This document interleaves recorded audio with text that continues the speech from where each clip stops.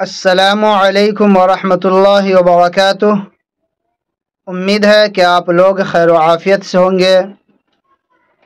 जनाजे के पीछे पैदल चलना बेहतर है।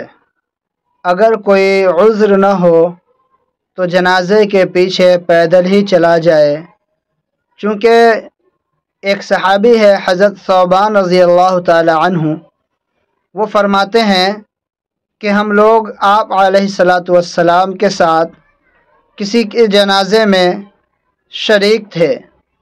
आप सल्लल्लाहु अलैहि वसल्लम ने कुछ लोगों को सवारी पर सवार होते हुए देखा कि कुछ लोग जनाजे के पीछे सवारी पर सवार होकर चल रहे हैं। आप अलैहिस्सलातु वस्सलाम ने उन्हें फरमाया, अला तस्तहयूना, कि तुम्हें शर्म नहीं आती, अन्ना मलाइकतल्लाहि अला क़दामिहिम व अंतुम अला ज़ुहूरिद्दवाबि, अल्लाह के फ़रिश्ते तो पैदल हैं और तुम सवारी पर सवार होकर चले जा रहे हो।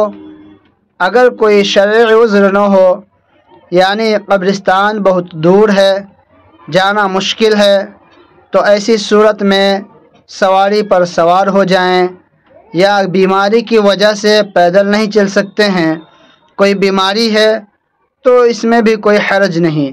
लेकिन बिला उज़्र यूं ही शौक़ से बहुत से लोग जो है मोटरसाइकिल पर साइकिल पर सवार होकर के, या गाड़ी है चार चक्का है उस पर सवार होकर के कब्रिस्तान में जाते हैं, तो इस तरह से जाना बेहतर नहीं है। चूँकि अल्लाह के फ़रिश्ते जो हैं वो भी मोमिनीन के जनाजे में पैदल होते हैं, वो भी जाते हैं, यानी फ़रिश्ते भी मुसलमानों के जनाजे में पीछे पीछे चलते हैं।